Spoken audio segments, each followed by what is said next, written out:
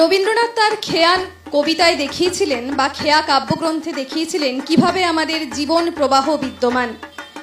নদীর দুপারে দুটি গ্রাম, কেউ হয়তো তাদেরকে চেনে, আবার মানুষ হয়তো তাদেরকে চেনে না। অর্থাৎ দুই পারের মানুষের কথা বলছি, কোনো পারের মানুষ হয়তো চেনেন, আবার চেনেন না। এভাবেই কিন্তু জীবন তরি চলতে থাকে, জীবন থেকে মৃত্যুর দিকে আসা যাওয়া, এই তো জীবন। ভাবছেন তো এত ভনিতা করছি কেন? কারণ এই মুহূর্তে 2 নম্বর শাঁখারীপুকুর সর্বজনীন দুর্গোৎসব পুজো কমিটির মণ্ডপের বাইরে দাঁড়িয়ে রয়েছি।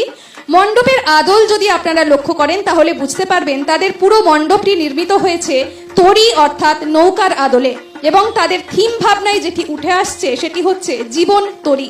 জীবনকে আমরা যেভাবে এগিয়ে নিয়ে যাব, জীবন সেভাবেই এগোবে।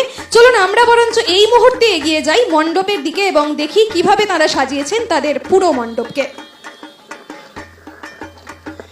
জীবন সর্বত্র বিরাজমান, জীবন মানুষের, জীবন প্রতিটি প্রাণীর।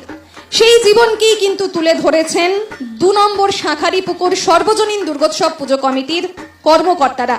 আমরা প্রবেশ করছি 2 নম্বর শাঁখারীপুকুর দুর্গোৎসব পুজো কমিটির মণ্ডপের ভিতরে। কৃষক সেতু নিউজ বাংলার পর্দায় আপনারা দেখতে পাচ্ছেন সেই পুজো পরিক্রমা। সুকুমার রায়ের বিভিন্ন কবিতা কিন্তু এখানে উঠে এসেছে, আপনারা দেখতে পাচ্ছেন।